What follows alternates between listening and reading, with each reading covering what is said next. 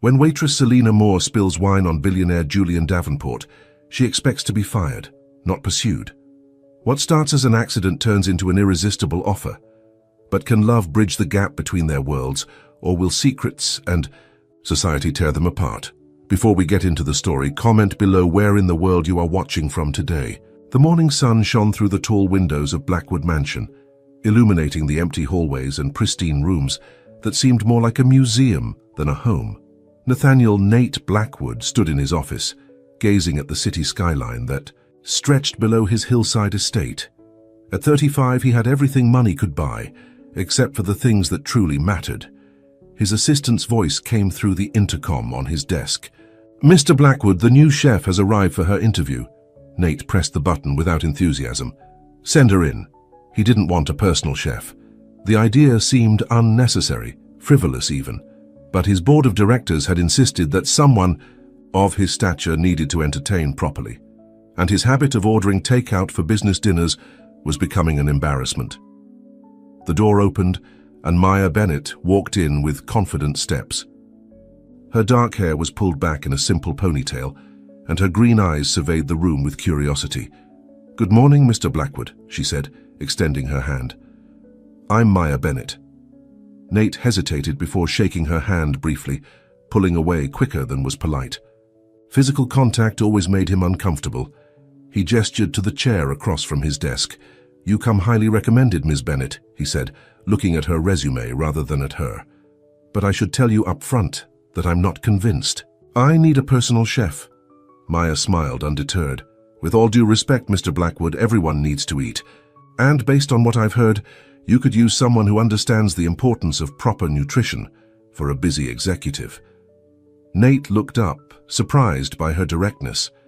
Most people were intimidated by him, by his wealth, by his cold exterior. But this woman looked him straight in the eyes with a warmth that was almost disarming. "Tell me about your experience," he said, trying to regain control of the conversation.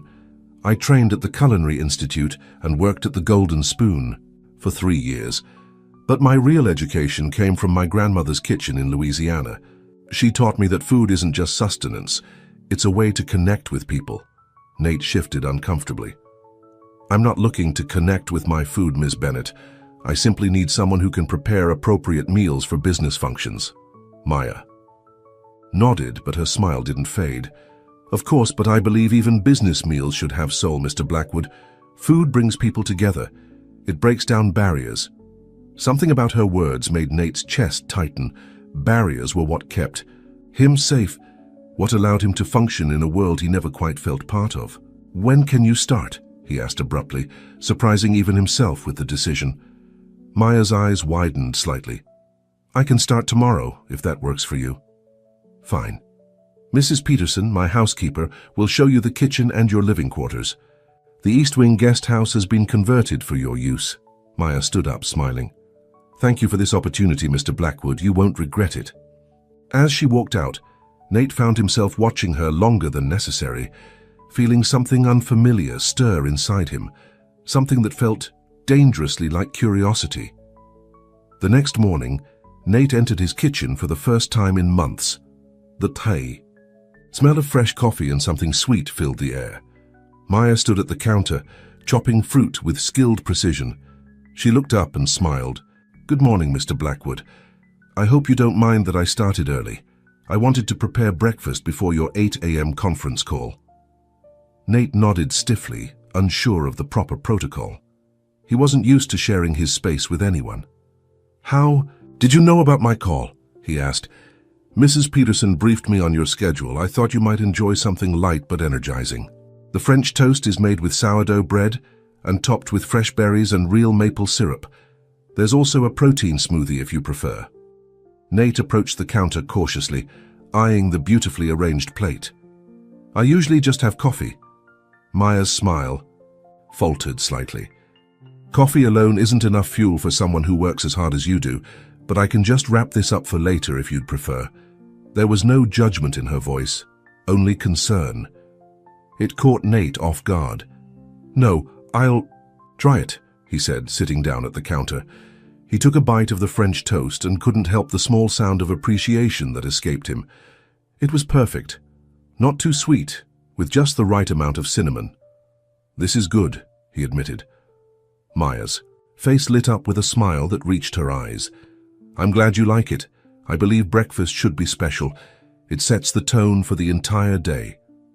Nate found himself watching her as she moved around his kitchen with ease, as if she belonged there. There was something about her that felt familiar, though he was certain they'd never met before. "Will you be requiring lunch today as well?" she asked, bringing him back to reality. "I have a business lunch downtown." "Of course. And for dinner, I was thinking of preparing something simple but elegant. Perhaps a seared salmon with a lemon butter sauce and roasted vegetables."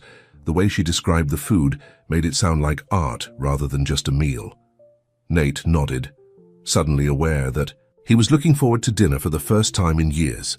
"That sounds acceptable," he said, finishing his breakfast and standing up. "I'll be in my office most of the day." As he turned to leave, Maya called after him.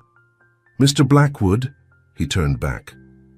"Is there anything you particularly enjoy eating?" "Any favorites I should know about?" Nate paused, realizing he had never really thought about it. Food had always been just a necessity, not a pleasure. "No," he said finally, "nothing specific." Maya looked at him with an expression he couldn't quite read. "Then I look forward to helping you discover what you love." Her words followed him all the way to his office, echoing in his mind as he tried to focus on work. The weeks that followed brought changes to Blackwood Mansion that no one could have predicted. The cold, silent halls now occasionally carried the scent of freshly baked bread or simmering sauces. Nate found himself leaving his office earlier, drawn to the kitchen like a moth to a flame. Maya never intruded on his space, never pushed for conversation, but her presence was impossible to ignore. She filled the emptiness of his home with more than just food. She brought life. One evening, as Nate worked late in his office, the door opened slightly and Maya appeared with a tray. "I hope I'm not disturbing you," she said, "but you missed dinner and I thought you might be hungry." Nate glanced at his watch, surprised to see it was almost 10 p.m. "I lost track of time," he admitted. "It happens to the best of us," she said, setting down the tray. "It's just a simple pasta with pesto sauce, but it should still be warm." Instead of leaving, Maya lingered, looking at the photographs on his bookshelf. One showed a young Nate with an older man in front of the Black Tech. "Headquarters, is that your father?" she asked. Nate stiffened. "Yes, Robert Blackwood, founder of Black Tech." "You look like him," Maya observed. "You have the same serious expression." "My father believed that showing emotion was a weakness," Nate said before he could stop himself, "especially in business." Maya turned to him, her eyes soft. "And what? Do you believe Mr. Blackwood?" No one had ever asked him that before. People assumed he thought exactly like his father, that he was just a younger version of the cold, brilliant businessman who had built an empire. "I believe that it's worked for me so far," he said finally. Maya nodded, but something in her expression suggested she wasn't convinced. "Enjoy your dinner, Mr. Blackwood. Good night." After she left, Nate sat staring at the pasta, realizing he had revealed more to his chef in 30 seconds than he had to anyone in years. The first real test of Maya's abilities came with the announcement of an important dinner party. Black Tech was courting a major client, and Nate needed to impress. "I'll need dinner for 8 people this Saturday," he informed Maya 3 days before the event. "It needs to be exceptional." Maya didn't seem fazed. "Any dietary restrictions or preferences I should know about?" "Mr. Yamamoto doesn't eat red meat, and Mrs. Cortez is allergic to shellfish. Otherwise, you have free reign. I'll create a menu and have it ye." "For your approval tomorrow morning," Maya promised. When Nate saw the proposed menu the next day, he was impressed despite himself. Maya had planned a sophisticated 4-course meal that showcased both her skills and her attention to detail. "This looks good," he admitted, "but the client is particularly important. Perhaps we should hire a catering service with more experience in corporate events." For the first time since she'd arrived, Nate saw Maya's confidence waver. "If that's what you prefer, Mr. Blackwood," she said, her voice carefully neutral. "But I assure you I can handle this dinner." Nate studied her face, recognizing the determination in her eyes. It was the same look he saw in the mirror when people underestimated him. "No," he decided. We'll go with your menu. I hired you for a reason. The smile that spread across Maya's face made something in his chest tighten. Thank you for your trust, Mr. Blackwood. I won't let you down. The night of the dinner, Nate found himself uncommonly nervous. Not about the business deal, those he could navigate in his sleep, but about how Maya's food would be received. He needn't have worried.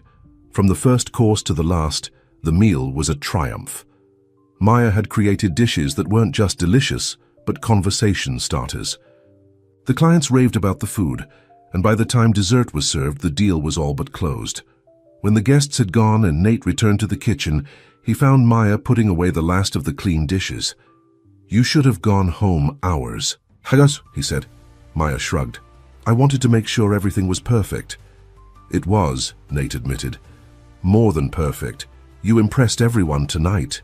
Maya's smile was tired, but genuine. Including you, especially me, he said, surprising himself with his honesty. Their eyes met, and for a moment neither spoke. Nate felt a strange urge to say more, to tell her how much she had changed his home in the short time she'd been there. Instead, he cleared his throat and stepped back. Good night, Maya, he said, using her first name for the first time. Good night, Nate, she replied softly, as if testing how his name felt on her lips. As he walked to his bedroom, Nate realized something was happening to him, something he had no experience with and no defense against. For the first time in his life, he was beginning to care about another person's presence in his world, and it terrified him. Spring arrived at Blackwood Mansion, bringing with it colorful flowers in the garden and a subtle change in the atmosphere. Inside, Maya had been working for Nate for 3 months now, and something had shifted between them. Their morning exchanges were no longer stiff and formal, but carried a comfortable familiarity. Nate found himself looking forward to those brief moments in the kitchen, watching Maya work her magic with simple ingredients. He had even started asking questions about her cooking techniques, genuinely curious about the passion that drove her. One Saturday morning, Nate wandered into the kitchen earlier than usual. He had no meetings, no urgent emails to answer. The freedom felt strange. Maya looked up from the herbs she was chopping, surprise evident on her face. You're up early for a weekend. I couldn't sleep, he admitted, sitting at the counter. Nightmares? She asked, her voice softening with concern. Nate hesitated. He never discussed personal matters with employees, but Maya didn't feel like just an employee anymore.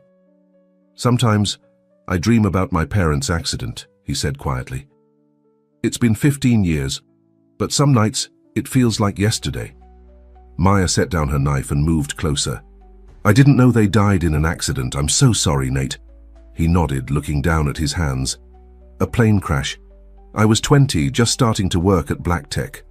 Suddenly I was alone, running a company. I barely understood. That must have been incredibly difficult, Maya said. No wonder you... She stopped herself. No wonder I what? Nate asked, looking up. Maya hesitated. No wonder you keep people at a distance. You lost the people closest to you. Her perception startled him. No one had ever connected his cold demeanor to his loss before. Most people just assumed he was naturally detached, like his father had been.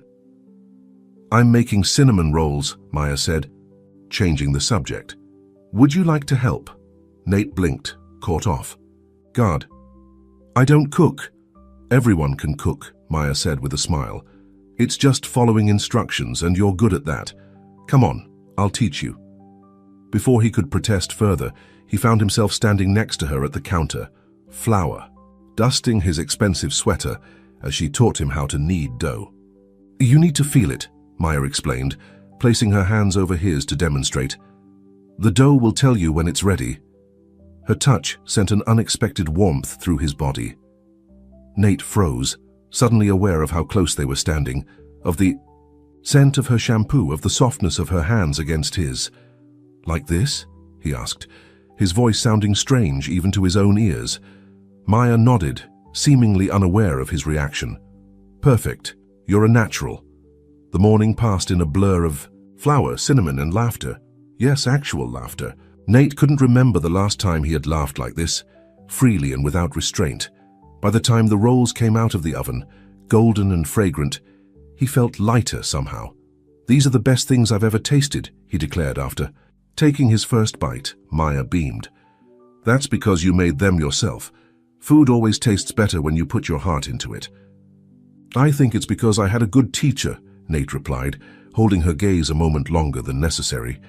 Maya blushed slightly and looked away. "I should clean up this mess." "Let me help," Nate offered, surprising them both. As they worked side by side, washing dishes and wiping counters, Nate realized he had never felt so comfortable with another person. The silence between them wasn't empty or awkward. It was peaceful. "Maya," he said suddenly, "would you like to have dinner with—" "Me tonight?" She stopped, dishcloth in hand. "You mean cook dinner for you?" "No," he clarified. "I mean go out somewhere, to a restaurant." Maya's eyes widened. "Like a date?" The word hung in the air between them. A date? Was that what he was asking for? "Just thought you might enjoy being served food for a change, instead of always preparing it," he said, avoiding a direct answer. Something like disappointment flickered across Maya's face. "That's very thoughtful, but I should probably decline. It might complicate our working relationship." Nate felt an unexpected pang of rejection. "Of course, you're right. But thank you for offering," she added quickly. "And thank you for this morning. It was fun." She gave him a small smile before excusing herself, leaving Nate alone in the kitchen, wondering what had just happened and why it had left him feeling so unsettled. The following week brought chaos to Blackwood Mansion. BlackTech was launching, a new product, and Nate was rarely home before midnight. Maya left meals for him in the refrigerator with detailed reheating instructions, but they barely saw each other. When they did cross paths, there was a new awkwardness between them, a cautious distance that hadn't been there before. Nate told himself it was better this way, safer. Whatever had been developing between them needed to stop before it went too far. On Thursday evening, Nate returned home to find an unfamiliar car in his driveway.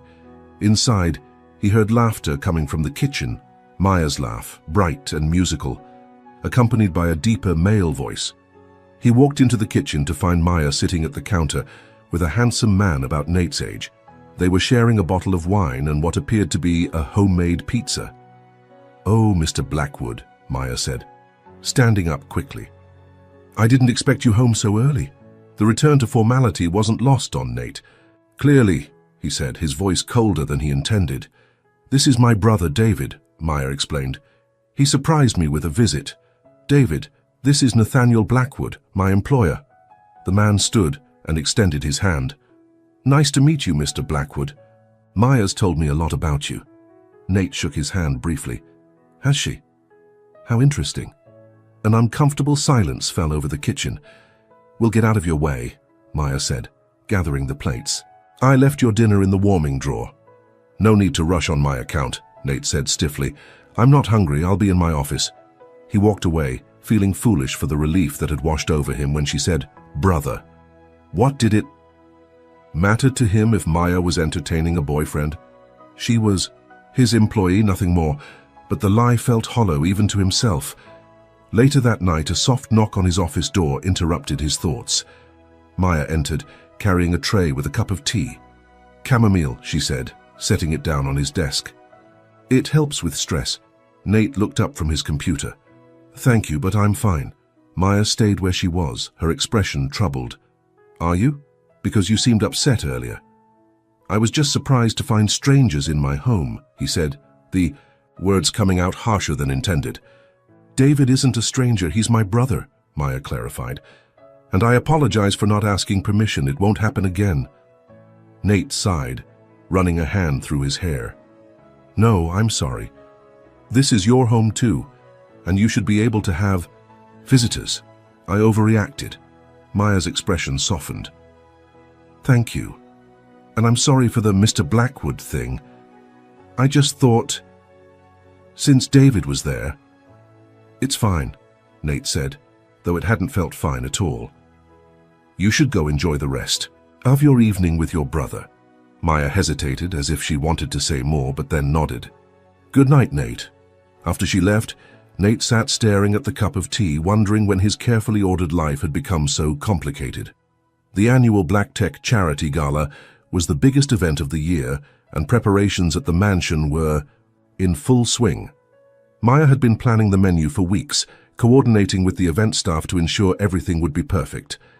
The day of the gala, Nate was a bundle of nerves, though he hid it well behind his usual composed facade. He stood in front of his bedroom mirror adjusting his bow tie when a knock came at his door. "Come in," he called, expecting Mrs. Peterson with some last-minute question about the seating arrangements. Instead, Maya entered, looking completely different from her usual self. She wore a simple but elegant black dress that hugged her curves, and her hair fell in soft waves around her shoulders. Nate found himself momentarily speechless. "Sorry to bother you," she said, "but Mrs. Peterson said you wanted to approve the final table arrangements." Nate cleared his throat. "Yes, thank you." He took the tablet she offered, trying not to notice how the light caught in her hair or how her eyes seemed even greener against the black of her dress. "You look different," he said awkwardly. Maya smiled. "Is that a compliment?" "Yes," he admitted. "You look beautiful." A faint blush colored her cheeks. "Thank you. I don't often have reasons to dress up, but tonight is special." Something in her tone made Nate look up. "Special?" "My grandmother is coming," Maya explained, her eyes bright with excitement. "She's the one who taught me to cook, remember? When she heard I was preparing food for the Black Tech Gala, she insisted on seeing it for herself. I hope that's okay." The genuine happiness in Maya's face made Nate smile. "Of course it's okay. I'd be honored to meet her." Maya looked relieved. "Thank you, Nate. That means a lot to me." As she turned to leave, Nate found himself saying, "Maybe you could introduce us during the event." Maya paused, looking back with surprise. "You want to meet my grandmother?" "She sounds like an important person in your life," Nate said simply. "And anyone who taught you to cook like you do must be extraordinary." The smile Maya gave him then was different from any he'd seen before. It was filled with a warmth that reached her eyes and seemed to light up her entire face. "I'd love that," she said softly before leaving the room. Nate stood staring at the closed door, wondering when exactly this woman had begun to occupy so much space in his thoughts. The gala was in full swing, with hundreds of elegantly dressed guests filling the grand ballroom of the Heritage Hotel. The Black Tech elite mingled with potential investors, celebrities and politicians, all there to support the company's charitable foundation. Nate moved through the crowd with practiced ease, shaking hands and making small talk, all while his eyes periodically scanned the room for Maya. He spotted her near the kitchen doors, deep in conversation with an elegant older woman who shared her smile. Making his excuses to the city councilman he was speaking with, Nate made his way across the room. "Maya," he said as he approached. She turned, her face, lighting up. "Nate, I was just looking for you. This is my grandmother, Eloise Bennett." "Grandma, this is Nathaniel Blackwood." The older woman studied him with sharp, intelligent eyes. "So you're the young man who's been enjoying my granddaughter's cooking. She speaks very highly of you." "Does she?" Nate asked, glancing at Maya with surprise. "The food tonight is exceptional," he told Eloise. "Your granddaughter has an incredible talent." Eloise nodded proudly. Maya has always understood that cooking is about more than just food. It's about nourishing souls and bringing people together. "She certainly brought life to my home," Nate admitted. "I didn't realize how empty it was until she arrived." Maya looked at him with wide eyes, clearly surprised by his candor. "Music starting," Eloise observed, as the band began to play a slow waltz. "You two should dance. I need to rest these old feet for a bit." Before either could protest, Eloise had made her way to a nearby chair, leaving them alone. "We don't have to dance," Maya said quickly. "I know you're busy with guests." Nate hesitated only briefly before offering his hand. "I'd like to dance. With you if you want to." Maya placed her hand in his, and he led her to the dance floor, suddenly grateful for the dance lessons his mother had insisted on when he was younger. With one hand on Maya's waist and the other holding hers, he guided them into the flow of other couples. "You're full of surprises tonight," Maya said softly. "How so?" Nate asked, acutely aware of her closeness, of the warmth of her hand in his. "First," You want to meet my grandmother. Now you're dancing with your chef in front of all your important guests. You're more than just my chef, Maya, Nate said, the words coming out before he could stop them. Her eyes met his, a question in their depths. What am I then? Nate didn't have an answer, at least not one he was ready to admit even to himself. But as they moved together to the music, her body fitting perfectly against his, he knew something had changed irrevocably between them. The spell was broken when James Harrington, Nate's main business rival, approached them as the song ended. Nathaniel, he said with a smile that didn't reach his eyes, aren't you going to introduce me to your lovely dancing partner? James, Nate acknowledged stiffly, this is Maya Bennett.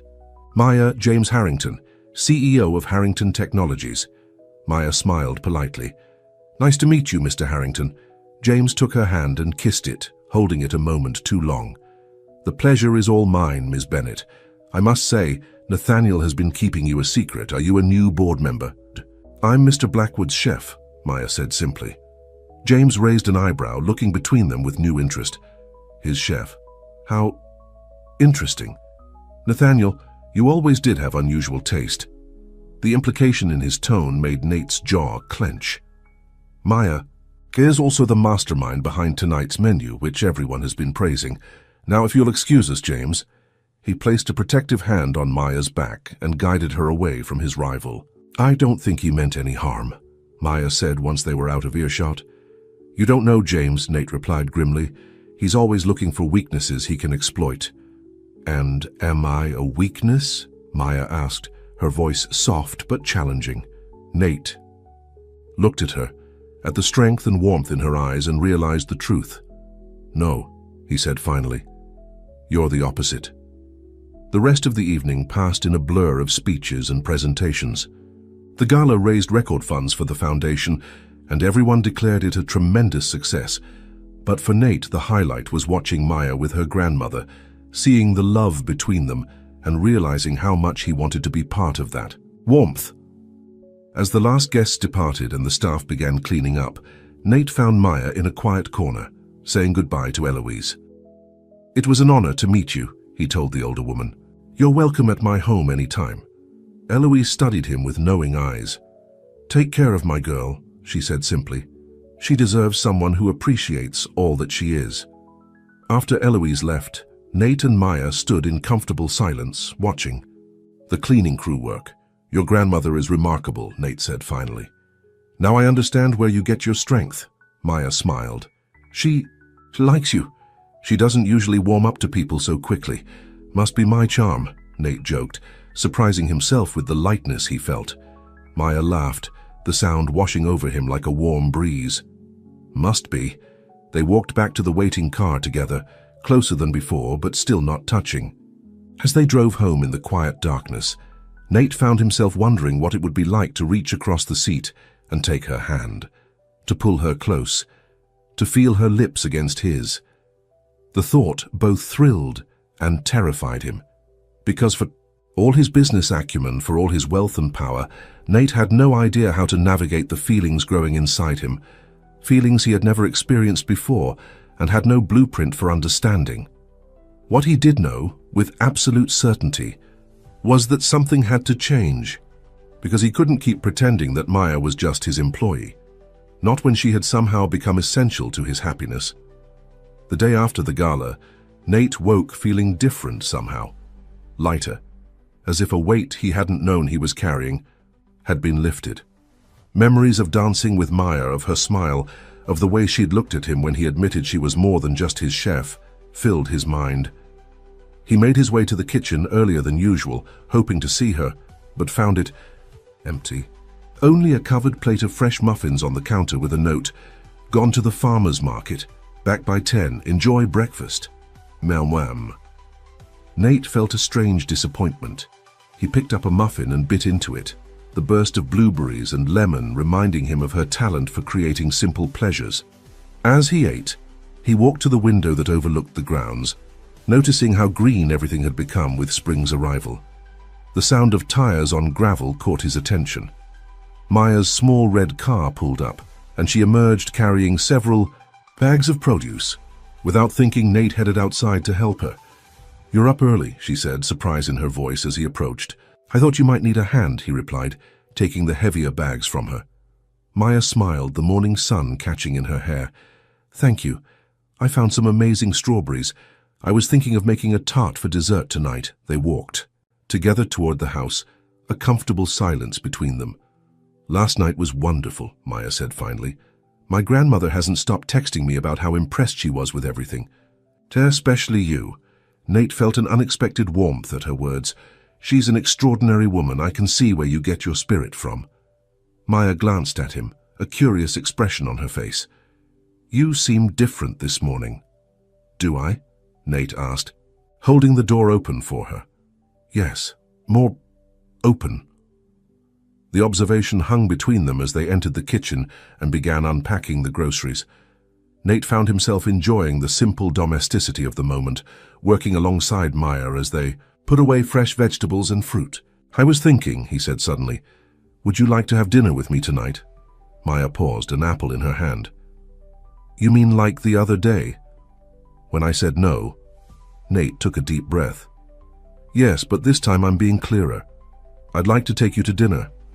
As a date." The apple slipped from Maya's fingers, landing with a soft thud on the counter. "A date? With you? Is that so surprising?" Nate asked, suddenly uncertain. "Yes," Maya said honestly. "You're my employer, Nate, and until recently you barely spoke to me except to give instructions about meals." Nate stepped closer to her. "Things have changed, I've changed, and I think you feel it too." Maya's eyes met his, and for a moment he thought she might agree. Then she shook her head slightly. "I can't, Nate. It would be too complicated. What happens if it doesn't work out? I'd lose my job and my home in one go." The rejection stung, more than Nate had expected. "I would never let that happen." "You say that now," Maya said gently. "But feelings change, and I've worked too hard to get where I am to risk everything on whatever this is." She picked up the fallen apple and placed it in the fruit bowl. "I should get started on lunch. You have that conference call at 1, right?" The abrupt change of subject was like a door closing in Nate's face. He nodded stiffly, his walls beginning to rebuild themselves. "Yes, I'll be in my office if you need me." As he walked away, Nate felt the familiar coldness settling over him again, like an old uncomfortable coat he'd been temporarily free of. The following weeks brought a subtle strain to life at Blackwood Mansion. Nate buried himself in work, often leaving before Maya arrived in the morning and returning after she'd gone to bed. When they did see each other, their interactions were polite but distant, the warmth of the gala night seemingly forgotten. In late April, BlackTech was preparing for their biggest product launch in years. Nate was working around the clock, the itch, stress evident in the dark circles under his eyes and the tension in his shoulders. One night, well past midnight, he returned home to find a single light on in the kitchen. Maya sat at the counter reading a book. "You're still up," he said, surprised. She closed her book. "I wanted to make sure you ate something. You've been skipping meals again." The concern in her voice caught him off guard. "You don't need to wait up for me. It's not in your job description." Maya sighed. "Not everything I do is because of my job, Nate." She stood and went to the refrigerator, pulling out a covered plate. "It's just pasta with pesto and grilled chicken. It'll only take a minute to heat up." Too tired to argue, Nate sat at the counter and watched as she moved efficiently around the kitchen. The familiar routine soothed him, despite the awkwardness that had grown between them. "You look exhausted," Maya commented as she placed the warmed plate in front of him. "Is the launch not going well?" Nate took a bite. The flavors a welcome comfort after a day of vending machine snacks. "The software has bugs we can't solve. If we don't fix them before the launch next week, we're looking at a disaster." Maya sat across from him. "Is there anything I can do to help?" The simple offer touched him. "Just this," he said, gesturing. "To the food. It helps more than you know." They sat in silence as he ate, but it was a more comfortable quiet than they'd shared in weeks. "I'm sorry," Nate said finally, setting down his fork, "for making things awkward between us. I shouldn't have put you in that position." Maya's expression softened. "You have nothing to apologize for. If circumstances were different, she didn't finish the sentence, but the implication hung in the air between them. Circumstances like what? Nate asked, unable to stop himself. If I weren't your boss? Maya nodded slowly. That's part of it, but also... She hesitated. Nate, you've never been in a relationship before, have you? The question caught him off guard. How did you know? Little things, she said gently. The way you hold yourself apart from people. The surprise on your face when I touch your arm or stand close to you. The fact that you don't seem to know what to do with the feelings you're having. Her perception was unnerving. Does it matter? It matters, Maya said, her voice soft but firm. Because the first time you open your heart to someone is a big deal, and I'm not sure I'm the right person for that. Nate felt a surge of frustration. Shouldn't that be my decision? It's both our decision, Maya replied, and right now, with everything so complicated between us, I don't think either of us is in a position to make it clearly. She stood up, taking his empty plate. You should get some sleep. Tomorrow's another day. As she turned to leave, Nate caught her hand. Maya, wait! The touch of her skin against his scent warmth spreading up his arm. She looked down at their joined hands, but didn't pull away. What if I wasn't your boss? He asked quietly. What if there were no complications? Would you feel differently then? Maya's eyes met his, and he saw the conflict in them. I don't know, she admitted.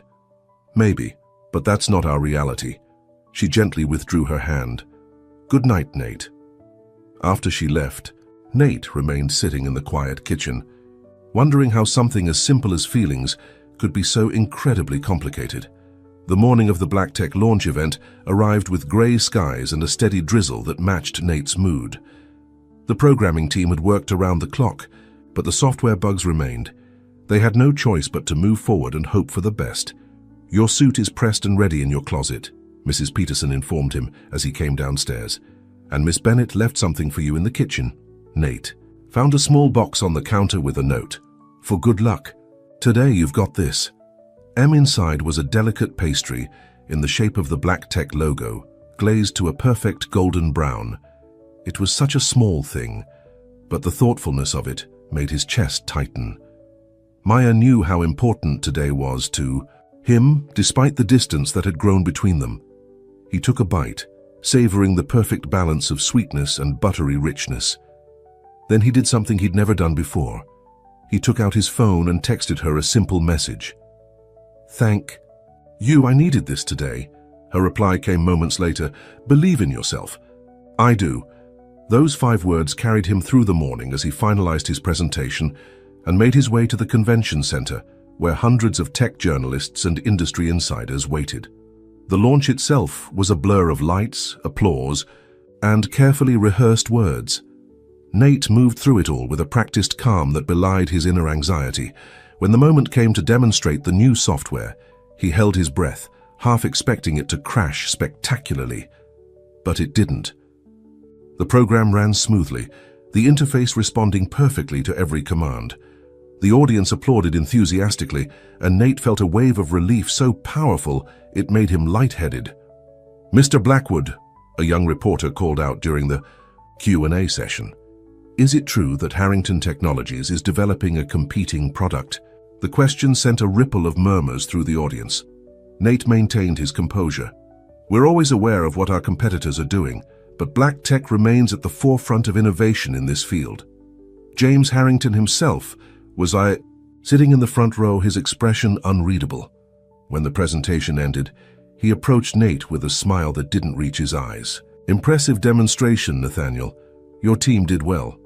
Thank you, James, Nate replied cautiously. I was hoping we might have dinner soon, James continued. There's a business proposition I'd like to discuss with you. Nate's instincts told him to be wary, but curiosity won out. I could do dinner next week. Excellent, James said. And bring that charming chef of yours. What was her name? Maya. I'd love to sample more of her cooking. The casual mention of Maya sent a protective surge through Nate. Maya isn't part of my business dealings, James. James raised an eyebrow. No? She seemed quite important to you at the gala. But if you insist on keeping her private, I understand completely. Before Nate could respond, James walked away, leaving behind a sense of unease. There was something calculating in the way he'd mentioned Maya, as if he'd discovered a valuable piece of information. Pushing the thought aside, Nate spent the next few hours giving interviews and accepting congratulations. By the time he returned home, it was past 9, and the house was quiet. The kitchen light was on, though, and he found a covered plate in the warming drawer with a note. "Congratulations. I watched the live stream. You were amazing. Celebrate with your favorite salmon and a glass of champagne." The thoughtfulness of the gesture touched him deeply.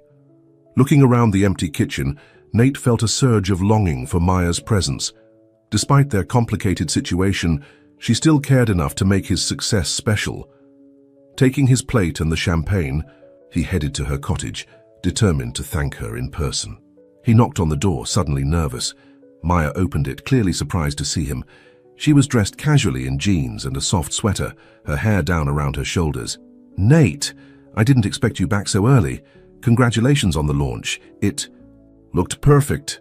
"Thanks to you," he said, holding up the plate. Maya shook her head. "I didn't write a single line of code. That was all you and your team. How you kept me going," Nate insisted. "Your support means more than you know." A soft smile spread across Maya's face. "I'm glad I could help. Would you like to come in? I was just watching a movie." Nate hesitated only briefly before nodding. "I'd like that." Her cottage was warm and inviting, with soft lighting and comfortable furniture. It smelled like her, a subtle mix of vanilla and something uniquely Maya. He sat on the couch while she got a glass for the champagne. To Black Tech's newest success, she toasted, clinking her glass against his. Nate took a sip, studying her over the rim of his glass.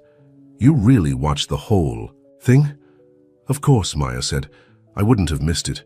You looked so confident up there, like you were born to lead." "I was terrified," Nate admitted, "especially when the software demo started." Maya laughed. "Well, you couldn't tell. You looked completely in control." They fell into easy conversation as Nate ate his dinner, the awkwardness of recent weeks fading away. He told her about the presentation, the journalists' questions, and James Harrington's strange behavior.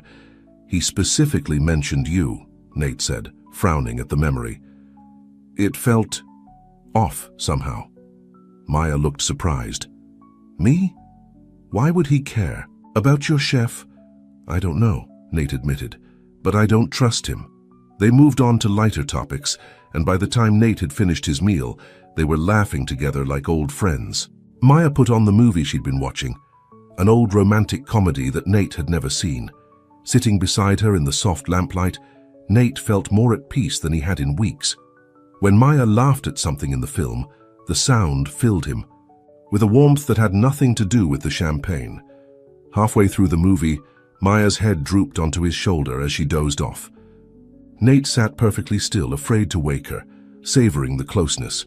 Her hair smelled like coconut and jasmine, and her body was warm against his side. When the movie ended, he gently touched her shoulder.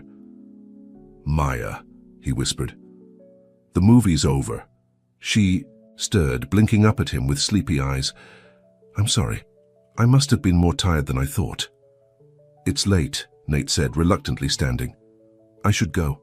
Maya walked him to the door, her movement slow with fatigue. "Thank you for coming by. It was nice to celebrate with you." Standing in the doorway, Nate looked down at her, at the softness in her eyes and the gentle curve of her lips. The urge to kiss her was overwhelming. "Maya," he said softly, his hand reaching up to touch her cheek. She didn't pull away, her eyes meeting his with a question in their depths. Slowly, giving her every chance to stop him, Nate leaned down and pressed his lips to hers. The kiss was gentle, tentative, a question rather than a demand. For a heartbeat, Maya stood frozen, and Nate feared he'd made a terrible mistake. Then her hands came up to rest on his chest, and she kissed him back with a sweetness that made his heart ache.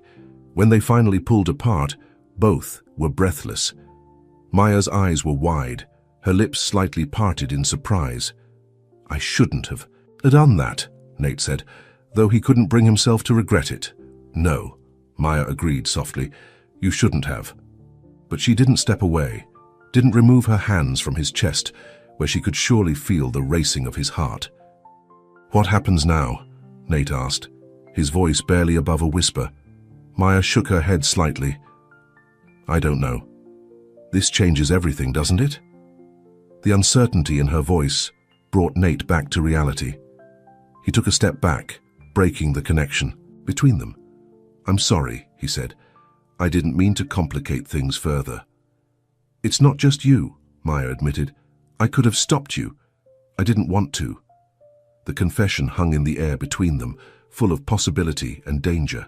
"We should talk about this," Nate said. "Tomorrow, when we're both clear-headed." Maya nodded, though her expression was troubled. Tomorrow.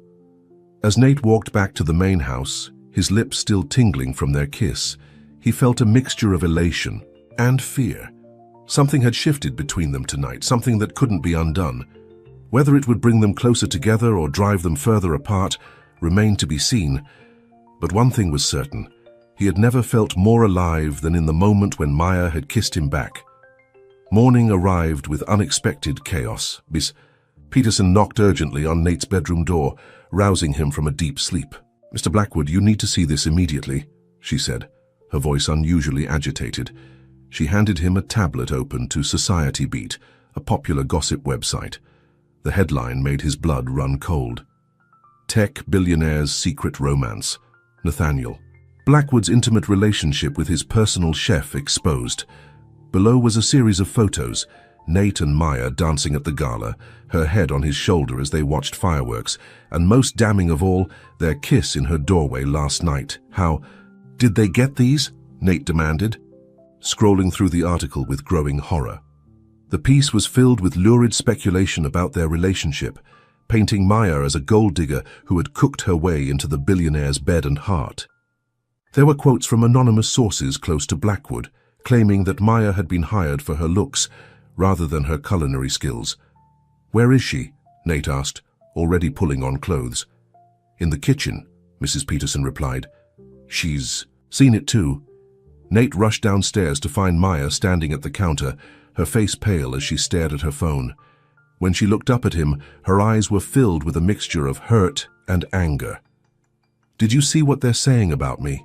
she asked, her voice barely steady. "They're making me sound like I seduced you for your money." "I'll fix this," Nate promised, moving toward her. She stepped back, shaking her head. "How? The damage is already done. My professional reputation. I'll release a statement. Make it clear that our relationship is nothing like what they're suggesting," Nate said.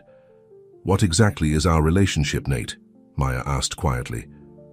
"Last night you kissed me. This morning we're in the tabloids. What am I supposed to tell my grandmother? My friends? The other chefs I've worked with who will see this and think I've been sleeping my way to success?" The pain in her voice cut through him. "Maya, I'm so sorry. I never meant for any of this to happen. But it has happened," she said, wiping away a tear that had escaped despite her efforts to remain composed. "And now I have to deal with the consequences." "We'll deal with them together," Nate insisted. Maya shook her head. "I think I need some time away, to think, to figure out what I want." The words hit Nate like a physical blow. "You're leaving?" "Just for a few days," Maya said. "I called David this morning. He's coming to pick me up." "Maya, please," Nate began, but she cut him off. "I need space, Nate. This is all happening too fast." Before he could respond, his phone rang. It was his PR director, no doubt calling about the scandal. By the time he finished the call, assuring his team that he would be at the office within the hour to craft a response, Maya had disappeared upstairs to pack. Nate waited in the foyer, pacing anxiously until she came down with a small suitcase. Her eyes were red-rimmed, but her chin was held high with dignity. "You don't have to leave," he said. "We can face this together." "I need to protect what's left of my reputation," Maya replied. "And I need to decide if whatever is happening between us is worth the cost." The words stung, though Nate understood her hesitation. "How long will you be gone?"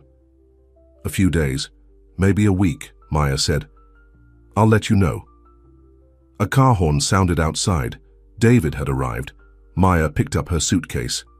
"Maya," Nate said desperately. He wanted to tell her how he felt. that the possibility of losing her terrified him more than any business crisis ever had.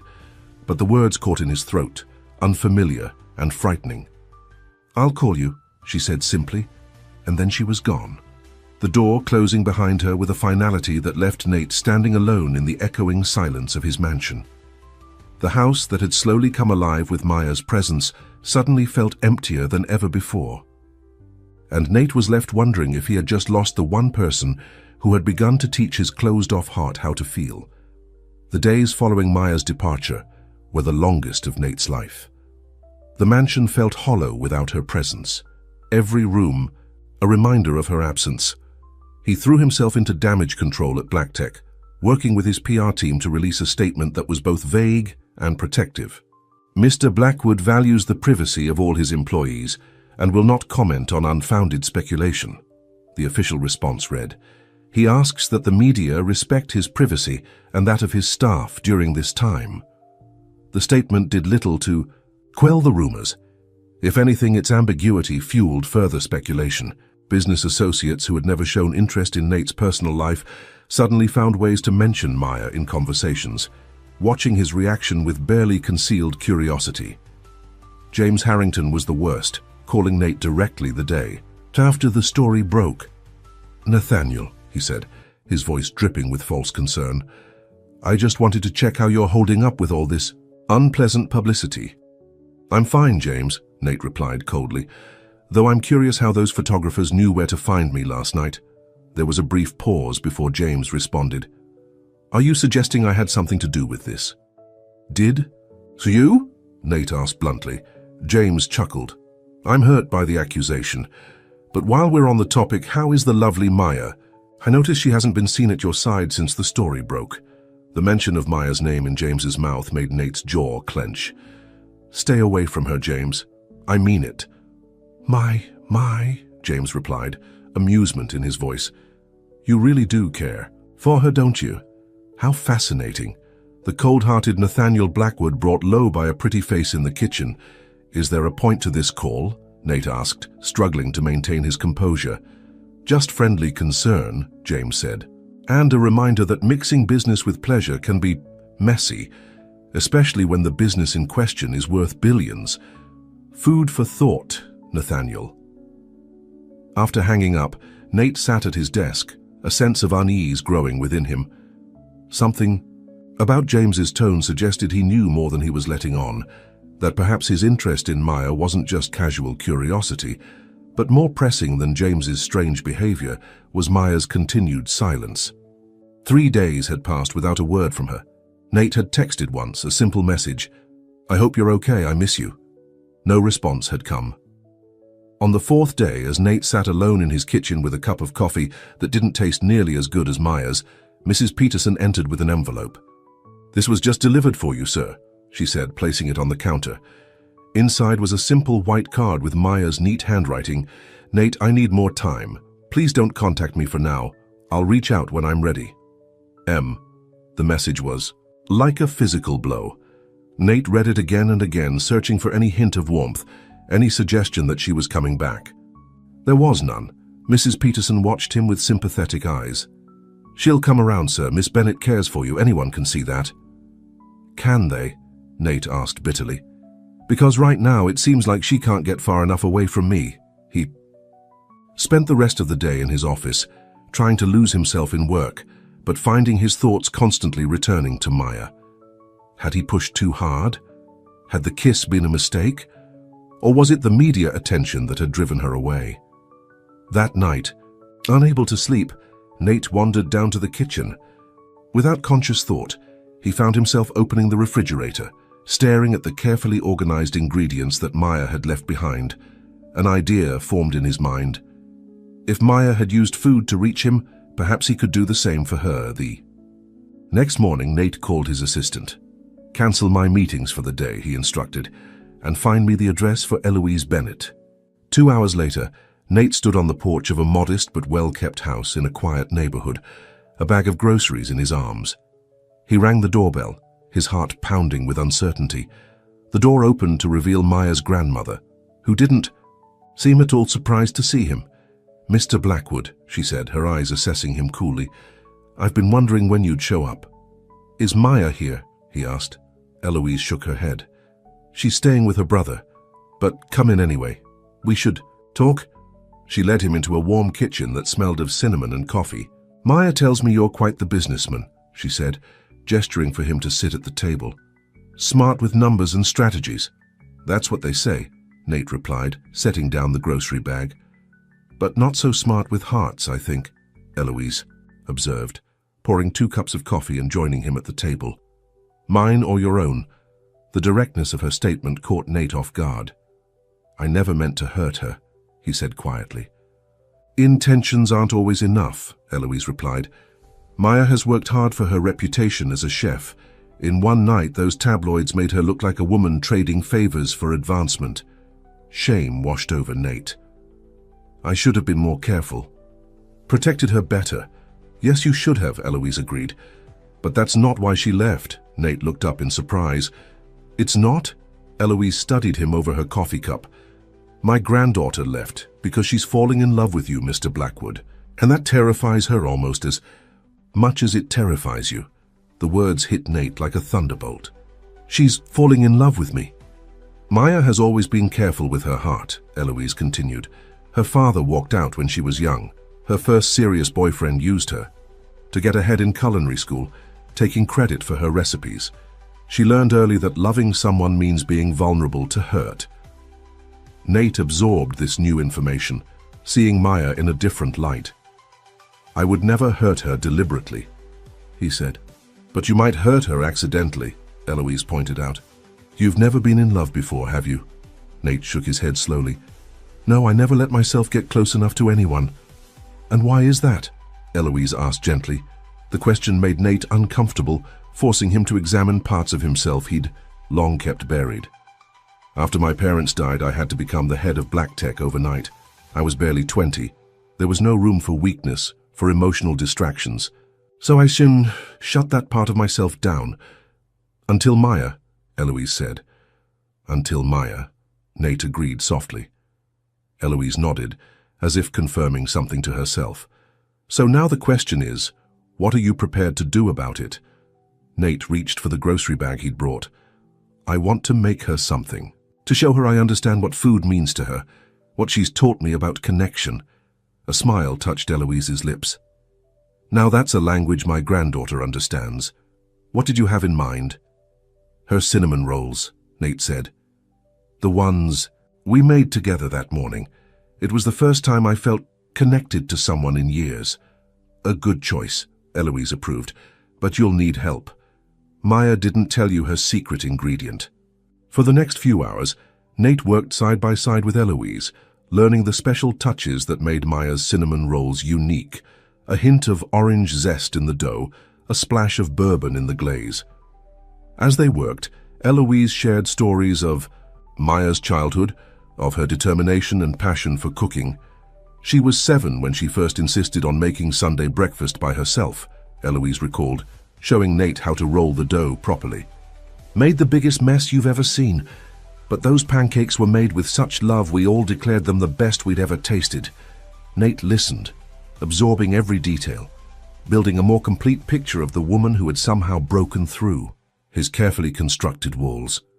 When the rolls were done, golden and fragrant, Eloise carefully packed them in a container. Perfect, she declared. Now let me give you David's address, but Nate, he looked up at the use of his first name. If you're not serious about my granddaughter, walk away now. She deserves someone who will put her first, who will love her completely. Can you be that man? The question hung in the air between them. A week ago, Nate might have hesitated, unsure of his capacity for that kind of emotional commitment.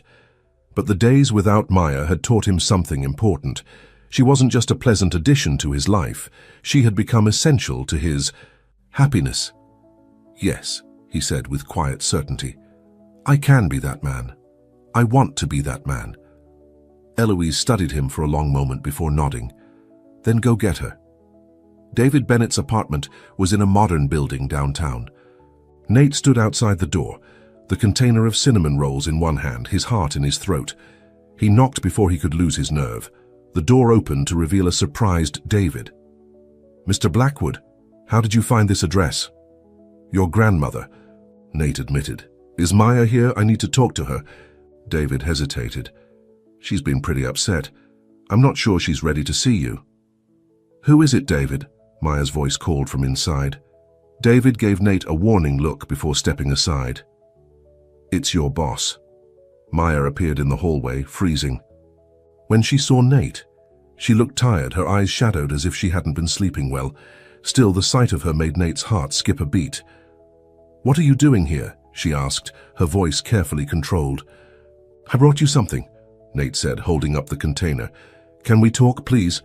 Maya glanced at her brother, who shrugged. I'll go pick up that takeout we ordered. Give you two some privacy. After David left, Maya reluctantly invited Nate inside. The apartment was small but comfortable, with books and musical instruments suggesting David's artistic interests. You shouldn't have come, Maya said, crossing her arms. I said I needed time. I know, Nate acknowledged, and I'm sorry for not respecting that. But I couldn't wait any longer without at least trying to make things right. He placed the container on the coffee table and opened it, releasing the scent of fresh cinnamon rolls. Maya's eyes widened in surprise. You made these? She asked skeptically. With your grandmother's help, Nate admitted. She showed me your secret ingredient. A small smile touched Maya's lips, despite her efforts to remain stern. Orange zest in the dough? And bourbon in the glaze, Nate added. She said they were your favorite growing up. Maya sat down on the couch, still keeping her distance. Why did you go to all this trouble? Nate took a seat across from her. Because I wanted to speak to you in a language you understand. Food, it isn't just sustenance, it's connection. That's what you taught me. He pushed the container toward her. Please, try one. With obvious reluctance, Maya took a roll and broke off a piece. As she tasted it, her expression softened slightly. Not bad for a first attempt. The dough's a little dense. I probably kneaded it too long, Nate said. I was nervous. Maya looked up at him. Nervous about making cinnamon rolls? Nervous about seeing you again, Nate corrected. Afraid you might not want to come back. Maya set down the roll. The tabloids are calling me a gold digger, Nate. Do you have any idea what that's like? To have everything you've worked for reduced to a sleazy headline? No, Nate admitted. And I'm so sorry you're going through this because of me. It's not just the publicity, Maya said, her voice softening. It's everything. How fast this is moving. How complicated it is. You're my employer, Nate. If things went wrong between us... I know, Nate interrupted gently. I've been thinking about that too, which is why I have a proposition for you. Maya looked wary. What kind of proposition? You're an incredible chef, Maya. You deserve to have your talent recognized on your own terms, not as an employee in my kitchen. I want to help you open your own restaurant. Maya's eyes widened in shock. What? A place that's entirely yours, Nate continued, where you can showcase your vision and your talent. I'll provide the initial funding as an investor, but you'll have complete creative control. You want to give me a restaurant? Maya asked incredulously. Not give, Nate clarified. Invest in, because I believe in you, and because I want to remove the employer-employee barrier between us. Maya stood up, pacing the small living room. This is crazy, Nate. You can't just solve problems by throwing money at them. That's not what I'm doing, Nate insisted. I'm trying to create a situation where we can explore what's happening between us without the power imbalance, where you don't have to worry about your job or your home if things don't work out. And if I say no, Maya asked, to the restaurant and to us? The question struck Nate like a physical blow, but he forced himself to answer honestly. Then you still have a job at Blackwood Mansion for as long as you want it, and I'll keep my distance personally, but I hope you'll consider the restaurant regardless. You're too talented to be cooking just for me. Maya sat back down, studying his face. Why are you doing this, Nate? Really? The moment of truth had arrived. Nate took a deep breath, gathering his courage to say words he'd never spoken before. Because I'm in love with you, Maya. I didn't know what that meant until you left and took all the light with you. The house is empty without you. My life is empty without you. And I'm willing to do whatever it takes to make things right between us. Maya's eyes glistened with unshed tears. You love me? Yes, Nate said simply. I love how you see beauty in simple things. I love how you've never been intimidated by me. I love that you care more about the quality of what's on a plate than the cost of the plate itself. You've taught me what it means to truly taste life, Maya, and I don't want to go back to a bland existence without you. A tear slipped down Maya's cheek. I've been so confused, she admitted. Part of me wants to run away from these feelings because they're so overwhelming. But another part. What? Nate prompted gently. Another part of me is falling in love with you too, Maya whispered, and it terrifies me. Hope bloomed in Nate's chest. He moved to sit beside her on the couch, tentatively taking her hand. We can be terrified together. Maya laughed softly through her tears. Is that your idea of romance? I'm new at this, Nate reminded her with a small smile, but I'm a quick learner. He reached up to gently wipe away a tear from her cheek. I don't need an answer about the restaurant right now. Take all the time you need to think about it, but please come home. The mansion isn't home without you anymore. Maya looked down at their joined hands. What about the tabloids, the rumors? Let them talk, Nate said firmly. I'm not ashamed of how I feel about you. In fact, he paused, considering something. What if we stopped hiding, went public on our own terms? What do you mean? Maya asked. There's a charity dinner next weekend for the Children's Hospital. Come with me, not as my chef, but as my date. Let the world see us together, proud and unashamed. Maya bit her lip. That's a big step, Nate. I know, he agreed, but I'm tired of hiding what I feel for you, unless you're ashamed to be seen. With me? Don't be ridiculous, Maya said immediately. I don't belong in that world of galas and designers and society photographers. You belong wherever you want to be, Nate told her, and I want you by my side, but only if you want that too. Maya was quiet for a long moment, considering. Then, slowly she leaned forward and pressed her lips gently to his. The kiss was brief, but held a promise that made Nate's heart soar. I need a new dress, she said when she pulled away.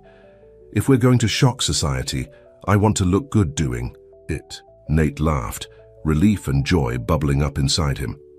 You always look good. But yes, any dress you want. Maya's expression grew serious again.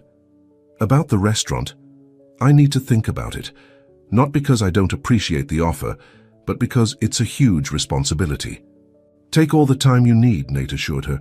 There's no rush and no pressure. And what about us, Maya asked softly. Where do we go from here? Nate squeezed her hand gently. One step at a time. We're both new at this, remember? We'll figure it out together. Maya nodded, a small smile playing at her lips. Together, I like the sound of that. The Children's Hospital charity dinner was held at the Grand Plaza Hotel, the same venue where Nate had hosted countless business functions over the years. But tonight felt entirely different. Tonight, Maya was by his side.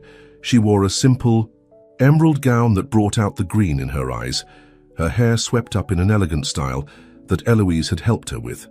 As they stepped out of the limousine, cameras flashed rapidly, capturing the moment that would grace tomorrow's society pages.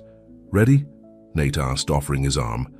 Maya took a deep breath and nodded, placing her hand in the crook of his elbow. As ready as I'll ever be. They walked the red carpet together, Nate proudly introducing Maya to fellow business leaders and philanthropists. Some looked surprised, others curious, but Nate didn't care. For the first time in his life, he was following his heart, rather than social expectations. Nathaniel, James Harrington's voice came from behind them, and the lovely Maya. How nice to see you both. Together. Nate turned, keeping Maya close to his side. James, enjoying the evening?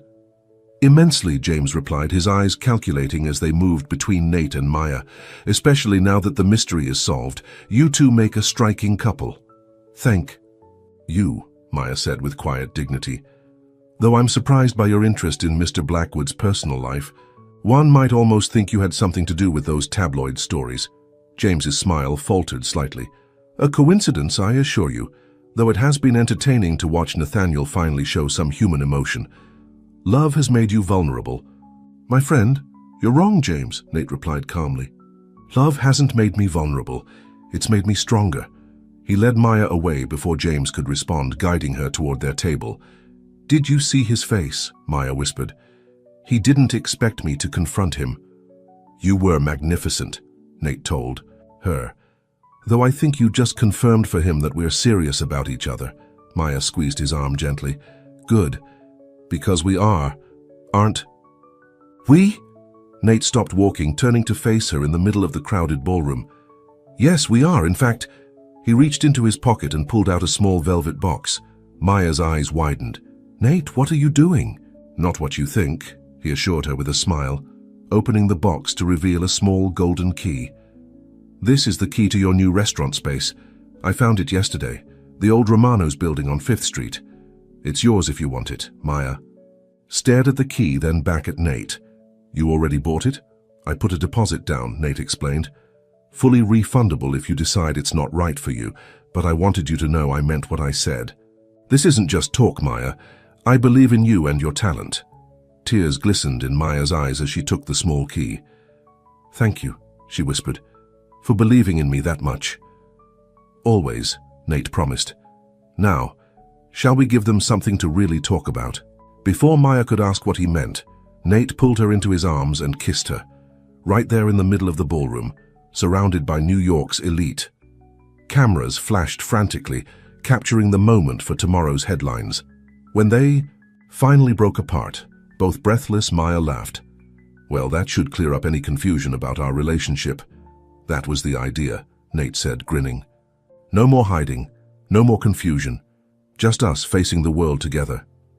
6 months later, the grand opening of Taste, Maya's new restaurant, was the hottest ticket in town.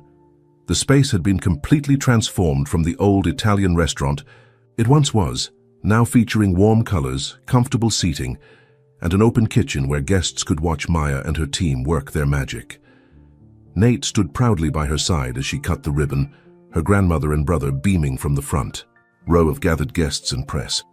I can't believe this is really happening, Maya whispered to him as they prepared to welcome the first diners. Believe it, Nate told her. You've earned this, all on your own. I just provided the space. And it was true. While Nate had purchased the building, everything else, from the concept to the menu to the decor, had been entirely Maya's vision.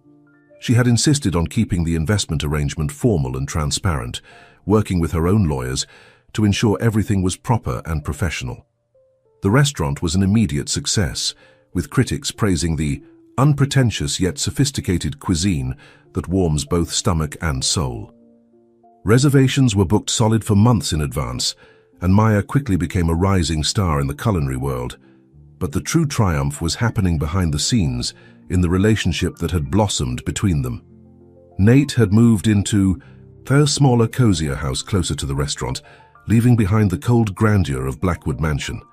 Maya split her time between the restaurant and their new home, gradually bringing warmth and life to every room. They took things slowly, learning each other's rhythms and quirks, building a foundation of trust and respect alongside their growing love. Nate discovered a depth of emotion he had never known existed, while Maya found security in Nate's unwavering support of her dreams. On the night of Taste's 6-month anniversary, after the last customer had left and the staff had gone home, Nate found Maya in the kitchen creating something special. A new recipe, he asked, slipping his arms around her waist from behind. No, an old one, Maya replied, turning in his embrace. Cinnamon rolls. The first thing we ever made together. Nate smiled, remembering that morning in his kitchen that seemed so long ago now. Our beginning. One of many beginnings, Maya corrected, rising on her toes to kiss him softly.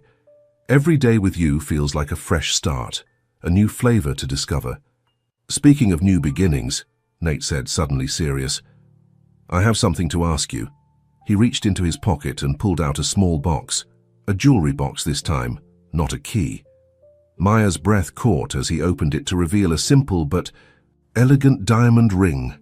Maya Bennett, Nate said, his voice steady despite the pounding of his heart. You taught me how to taste life, how to open my heart to joy and love and possibility. Will you marry me? Tears filled Maya's eyes as she nodded, too overcome for words at first. Yes, she finally managed.